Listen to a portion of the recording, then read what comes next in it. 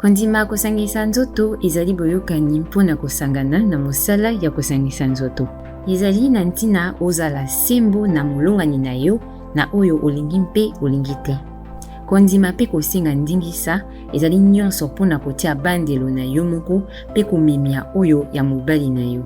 Mpe kotala soki makambo ezali polele te to ebongwanaki.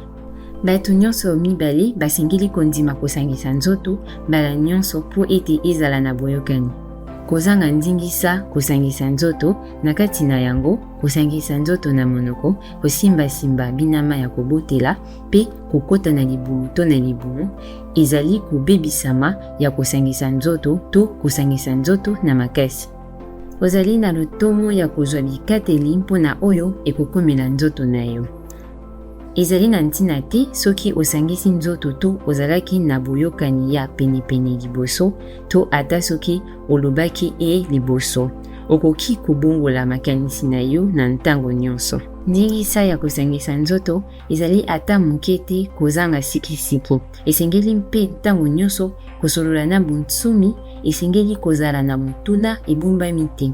Soki moto amonani lokola azali na kati, afandi ye ayanoli te to alobi mbala na bazali koloba ete.